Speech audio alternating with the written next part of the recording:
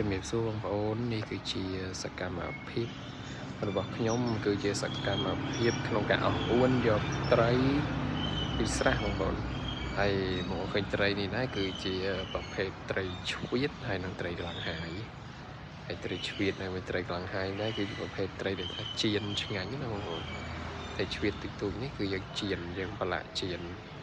ញ៉ាំជាមួយបាយពេលព្រឹកបាយកកត្រូវជាតិណាបងប្អូនហើយការអស់អួននេះដែរគឺពិបាកណាបងប្អូនអស់អួនតម្រាំឲ្យបានចូលត្រីប៉ុណ្នេះមិនមែនតិចទេគឺចង់ជិតមួយសប្តាហ៍បាត់ហើយ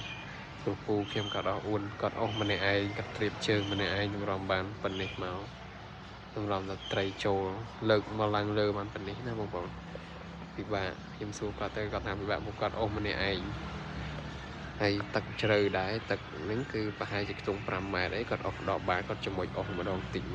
ដកបានណាហើយត្រីនេះដែរគឺលើកមកគឺយើងបានត្រីរស់ធំហ្នឹង1គីឡូហ្នឹងប្រហែលជា 4-5 ត្រីដែរហើយត្រីក្លាំងហាយធំដែរត្រីក្លាំងហាយមួយចិត្ត3ខាំ4ខាំដែរបងប្អូនចិត្តកន្លះគីឡូដែរហើយបងប្អូនមើលតាមសកម្មភាពនេះសប្បាយណាស់បងប្អូនហើយខ្ញុំមានវីដេអូបូមស្រះហ្នឹងមកតង់ទៀតប៉ុន្តែខ្ញុំអត់បានចេញជា voice over ណាបងប្អូនចាំទស្សនាវីដេអូមកតង់ទៀតទាំងអស់គ្នាបងប្អូនហើយត្រីដែរគឺបានច្រើនចង់វីដេអូនេះគឺមាននៅធុងគឺបានមួយធុងនឹងពេញតែម្ដងខ្ញុំដងនេះគឺអត់តន់ពេញទេព្រោះដោយសារយើងថតបានតែប៉ុណ្្នឹង